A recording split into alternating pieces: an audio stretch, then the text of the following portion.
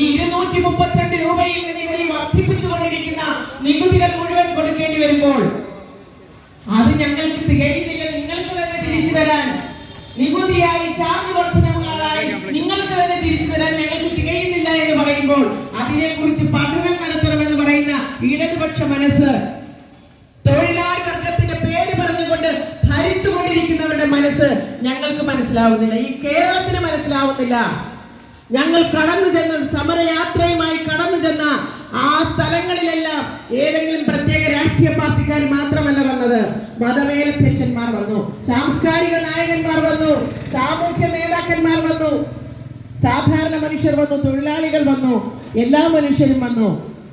അവരെല്ലാവരും ഒരേ സ്വരത്തിൽ പറയുന്നത് ഇത് ജനാധിപത്യ വിരുദ്ധതയാണ്, ഇത് തൊഴിലാളി വിരുദ്ധതയാണ്, ഇത് സ്ത്രീ വിരുദ്ധതയാണ്.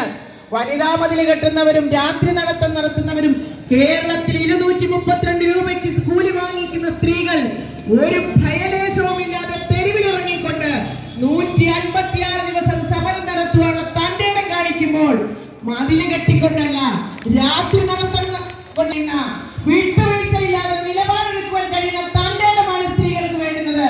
അതൊരു രാത്രി നടത്തത്തിലൂടെയും വനിതാ മതിലൂടെയും കിട്ടില്ല.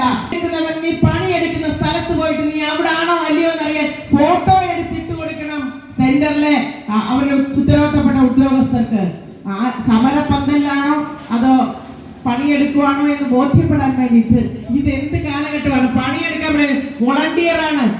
ഒരു വോളണ്ടിയർ എങ്ങനെയാണ് പണിയെടുക്കേണ്ടത്? നമുക്ക് സൗകര്യപ്പെടുമ്പോൾ പണിയെടുക്കും, ബാക്കി സമയം നമുക്ക് സൗകര്യം